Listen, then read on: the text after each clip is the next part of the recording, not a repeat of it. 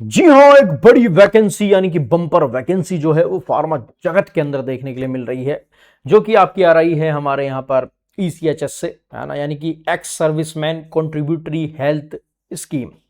देखो, बिना किसी मजाक के यार, मात्र 3 वैकेंसी हैं फार्मेसी की, है ना। कोई बहुत ज़्यादा वैकेंसी नहीं है। ये तो एक किस्सा बन चुका है, एक एक दो दो वैकेंसी को बम्पर वैकेंसी कहने का। लेकिन कोई बात नहीं, देखो तुमको भी पता है कि फार्मेसी के अंदर बहुत ही कम बहुत ज़्यादा वैकेंसी आती हैं। लेकिन देखो, मजाक से हटकर एक बात कहूं तो बूंद बूंद से सागर बनता है ना। कहीं पर आप तैयारी अगर बेहतरीन तरीके से करते हो, अगर एक एक दो दो बूंद कर कर कर भी सारी पोस्ट को जोड़ते हो, तो एक बकेट तैयार हो जाती है, एक बाल्टी तैयार हो जाती है। यानी कि कहीं ना कहीं कोई ना कोई तो जाने का सबको मौका मिलेगा।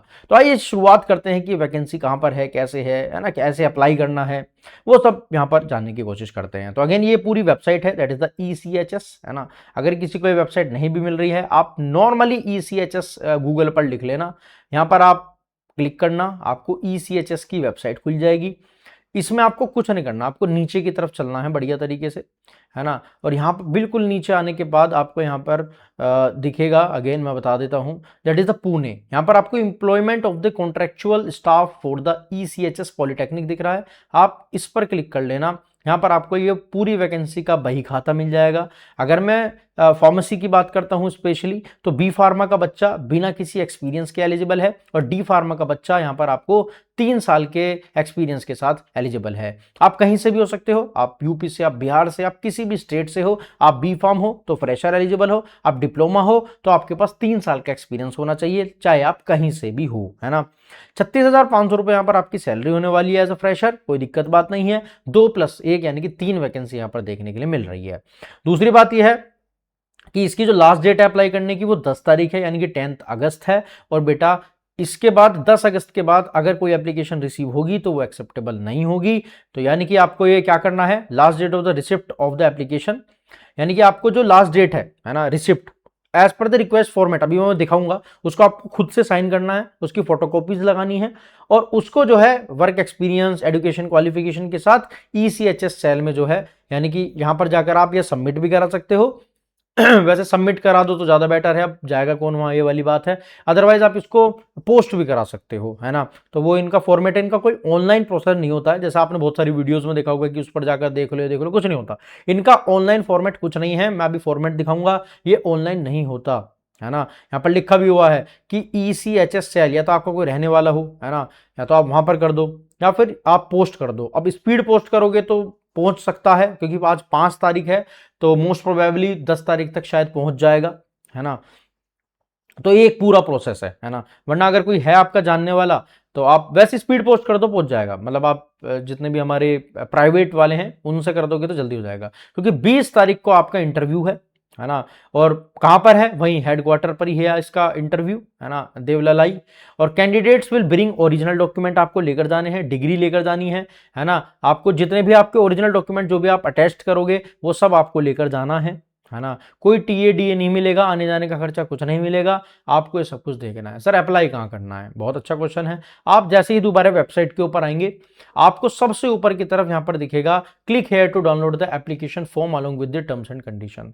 जैसे ही आप इसके ऊपर क्लिक करोगे तो आपको यहाँ पर एप्लीकेशन फॉर्म दिखेगा, ये आपको खुद भरना है कि कौन सी पॉली क्लिनिक के लिए अप्लाई कर रहे हो, है ना। जैसे हम फार्मासिस्ट के लिए कर रहे हैं, नाम डालना है अपना, डेट ऑफ बर्थ, है ना, क्वालिफिकेशन डालनी है, कब पास करा, कितने अटेम्प्ट में करा, है ना, ये सब आपको यहाँ पर डालना है। वर्क एक्सपीरियंस डालना है, क्योंकि अगेन बी फार्मा वाले को नहीं डालना, करा है तो डाल दो, है ना, लेकिन डिप्लोमा वाले को तो 3 साल का एक्सपीरियंस चाहिए ही चाहिए, है ना। रजिस्ट्रेशन नंबर की डेट और उसकी फोटोकॉपी चाहिए।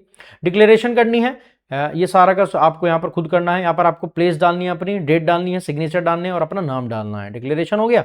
अब इसके बाद यहाँ पर आप एज वगैरह जो दे रखी है उसके हिसाब से आपको फॉलो करना है, जो कि इसके हिसाब से है, आपके नोटिफिकेशन के हिसाब से है। तो आपको यहाँ पर ये चीज़ यहाँ पर प्रॉपर तरीके से फॉलो करनी है।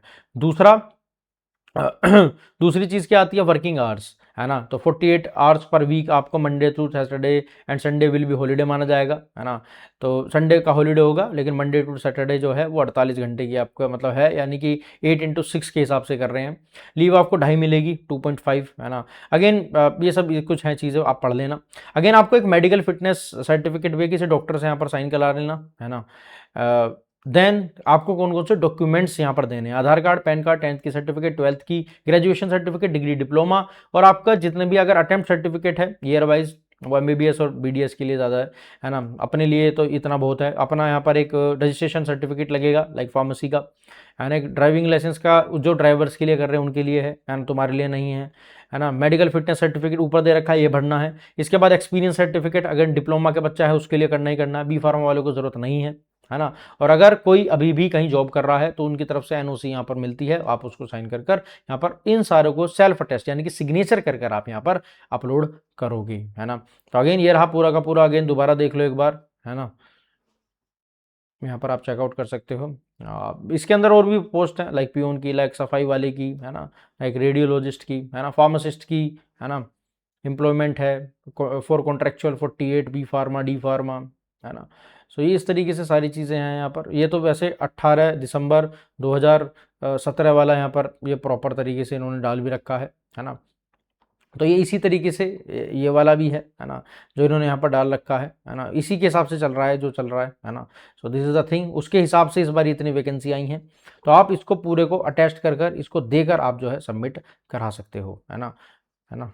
तो ये पूरा का पूरा जो चल रहा है वो पुराना ही चल रहा है, बट इन्होंने यहाँ पर जो फॉर्मेट डाल रखा है वो यही डाल रखा है। आपको यही वाला फॉर्मेट यहाँ पर सबमिट करना है, ठीक है। लेटेस्ट है यही है ऊपर वाला, तो आपको यही फॉर्मेट के हिसाब से आपको इसको पोस्ट कर दो। अदरवाइज कोई रहता हो तो वहाँ पर भिजवा दो, लेकिन उस दिन आपको ये सब कुछ लेकर जाना है। मतलब बेसिकली यही है कि ये सारे जितने भी डॉक्यूमेंट्स हैं ये आपको लेकर जाने हैं अपने साथ, ठीक है। तो ये इसका प्रॉपर है, इसमें कहीं पर भी ऑनलाइन एप्लीकेशन का फॉर्मेट नहीं दिया हुआ है, इसमें कहीं पर भी आप ऑनलाइन इसमें कहीं भी अप्लाई नहीं कर सकते हैं, है ना। ये अलग पोर्टल है, इसमें कहीं पर भी आप, क्योंकि इसमें ये कॉन्ट्रेक्चुअल टाइप ऑफ जॉब है, यानी कि ये vacancy for the contractual appointments है, क्योंकि परमानेंट वैकेंसी नहीं है। That is the main thing, ठीक है। तो जितना इसको समझ पाए, जितना मैं आपको समझा पाया, आशा करता हूँ कि आप अगर इसके आसपास रहते हैं तो ज़रूर अप्लाई करना। देखो दूर वाला तो फिर भी बचेगा, बट हाँ जो कोई इसके आसपास पुणे के आसपास रहता है, लाइक जिनके आसपास की जॉब है वो ज़रूर अप्लाई करिएगा। और इसी तरीके से कोई छोटी छोटी वैकेंसीज आती हैं तो उसके ऊपर भी थोड़ा सा अगर अपने घर के पास है तो भर देना चाहिए, मैं ऐसा मानता हूँ, चाहे 2-3 वैकेंसी, क्योंकि देखो दूर का बच्चा नहीं भरेगा, तो कोई इसके इर्द गिर्द बच्चा रहता है तो जरूर अप्लाई करेगा।